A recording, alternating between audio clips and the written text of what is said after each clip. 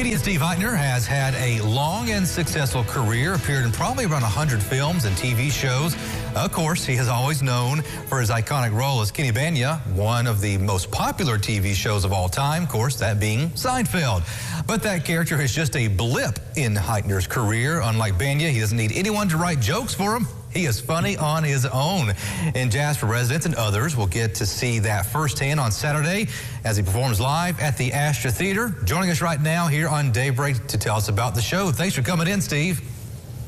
Oh, I'm happy to be here. I've never heard anyone say, unlike Banya, he doesn't need anyone to write his jokes for him. I like that. We'll thank our producer, Jeff, for that, because he's the one that put this together for us today. All right. I'm going to just go ahead and do it. Let's get the Banya stuff out of the way, because you probably do hear a lot about that. But I say that because it does have to make you feel good to get reminded just how much people enjoy a character that you created.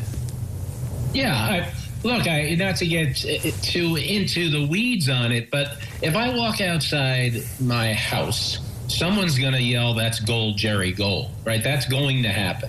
So why would I make that a negative? I embrace that that Banya was a part of my career. It's a bit of, Seinfeld's a bit of an 800-pound gorilla, but it's a good thing. I mean, your role was absolutely wonderful. It was a great role. But let's talk about other roles in your career. What else have you done aside from being Kenny?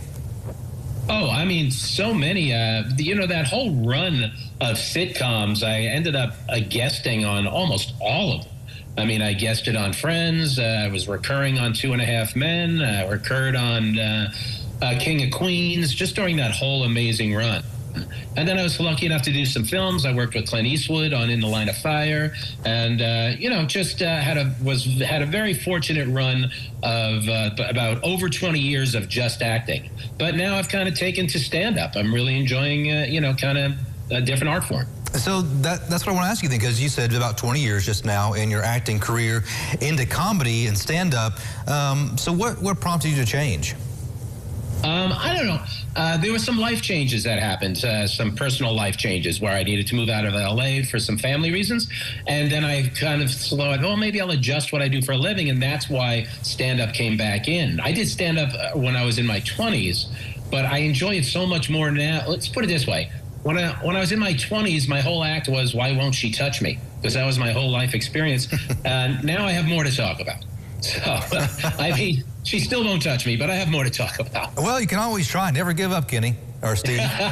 Exactly. So you're coming to Jasper, not too far from where we are here at our studio. So tell us a little about the show. What can people expect to see on Saturday?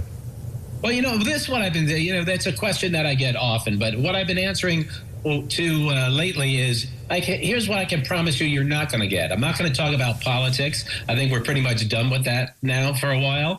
So I can pretty much assure you that you can come down, have a couple of drinks, and we're just going to laugh about shared experiences. We're going to laugh about life, not get too heavy about it, not take sides, and just try and enjoy ourselves. How's that sound? Yeah, it's like a good old time is what it sounds like to me. Yeah, that's what we're shooting for. So have you ever been in this part of the U.S. before, Southern Indiana? No, I haven't. But what I find with stuff like this, and it looks like this is the same, is that I find these amazing theaters.